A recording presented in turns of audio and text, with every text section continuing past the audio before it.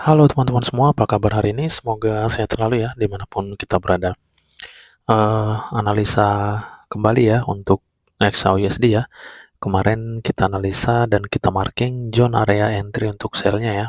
Nah, di situ masuk ke zone entry, harga turun ya. Nah, di sini saat ini harga kembali sideways lagi. Oke, sekarang kita akan update kembali ya. Ini kemarin batas atas ya untuk internal structure, dan itu di break harga langsung naik. Kita hapus aja nih, karena sekarang untuk high-nya itu yang ketika di break harga akan naik itu sudah berada pada zone area ini. Nah ini, oke, itu batas yang ketika di break harga akan impulsif kembali naik teman-teman. Sekarang coba kita cek ini, kita coba lihat pergerakannya. Nah, yang penting untuk batas bawah masih di zone ini ya. Nah, ini untuk external structure, nah masih ini ya, ini marking kita kemarin ini. Jadi, kita sisa satu POI lagi ya di zone area ini. Nah, ingat ini POI-nya tidak begitu kuat ya, karena dia sisa shadow candlestick-nya. Jadi, di sini sangat kuat ya potensinya harga nge-break zone ini ya, dan jika zone itu di-break maka terjadi change of karakter dari tadinya sell, maka biasnya akan berubah jadi buy pada time frame H1 ini, karena kita analisa pada H1. Oke, terus yang bisa kita lihat di sini, saat ini masih satu parah ya, jadi ini masih cukup beresiko ya untuk kita lakukan entry ya. Jika kita masuk mengacu di M5, coba ya, internal structure-nya, coba kita cek ini.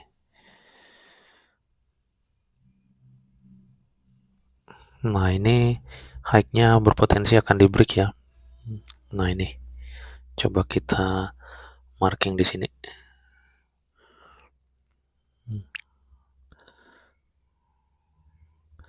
Nah, ini jika ini di break teman-teman, maka harga akan mengalami kenaikan, lalu potensinya retracement, lalu naik kembali teman-teman. Potensinya akan seperti ini. Nah, karena jika zone ini di break, maka terbentuk change of karakter untuk internal structure pada M5 ini ya. Jadi ini hanya internalnya yang perlu kita pahami ya. Kalau untuk bermain di jangka yang cukup panjang intraday atau swingnya di H1 tadi, kita harus menunggu area high itu ya, harus di break ya, high yang ini. Nah, untuk bermain di dalam internal structure, teman-teman juga boleh bermain di M5 ini, tapi harus penuh dengan ketelitian teman-teman, karena ini adalah internal structure yang cukup beresiko jika kita tradingkan ya. Oke, kalau kita lihat di sini, ini ya, ini adalah low yang tadinya valid karena di sini dia membentuk breakout structure ya. Ini ke sini adalah boss, dan di sini dia di break ke bawah adalah change of karakter. Nah, di sini kita lihat harga sudah masuk ya, naik ke zone area POI ini ya. Oke, ini tinggal melihat ya, apakah nanti dia break ke atas, maka harga potensinya akan membuat kenaikan kembali. Seperti itu. Itu melalui internal strukturnya ya. Setidaknya dia nanti sampai ke zone ini sudah diambil ya. Coba kita cek ini ya. Ini apakah ini sudah diambil? Karena itu adalah salah satu zone entry juga. Terus kita coba cek ini. Nah, ini boleh juga sebagai penghalang harga untuk naik ya. Nah, ini. Tapi ingat, ini adalah internal structure-nya. Tentunya saya selalu ingatkan konfirmasi entry itu sangat penting ya. Ini coba kita cek ini. Oh, ini sudah diambil ya di sini ya. Itu yang membuat harga turun ya. Harga turun, naik. lalu turun kembali ya. Ini membuat change of character, internal structure, lalu ini sedang mengalami kenaikan. Nah ini, jika nanti dia berhasil ini membuat penurunan, maka terbentuk kembali box di sini. Jadi harga ini masih potensi turun untuk internalnya jika ini terbreak teman-teman. Oke, itu untuk M5-nya ya. Jika melihat adanya penurunan ini pada H4 coba.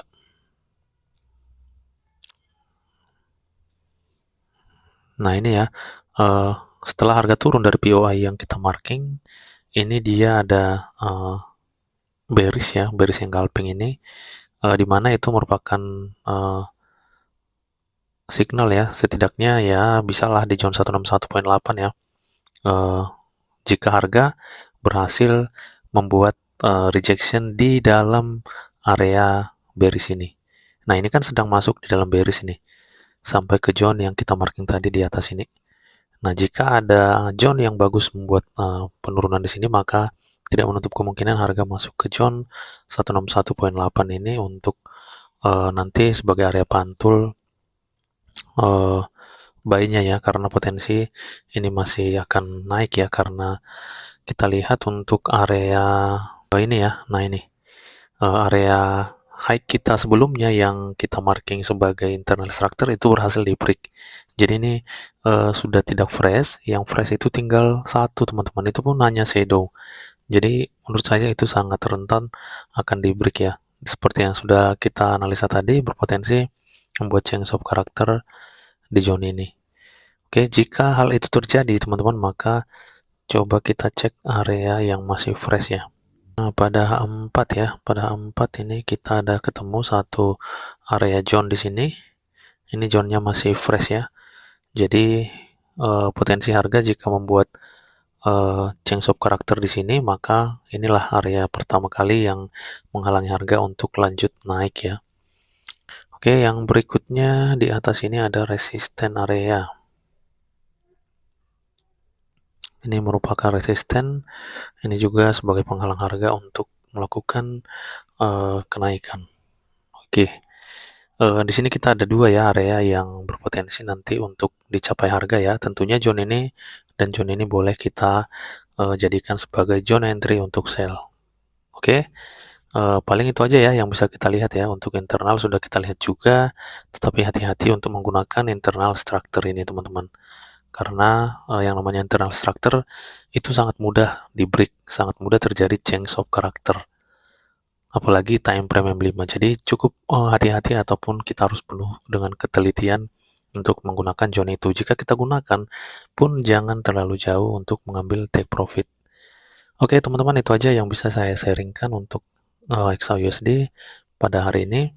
Semoga analisa ini bermanfaat dan menambah wawasan untuk kita semua. Terima kasih, salam profit, dan tetap semangat.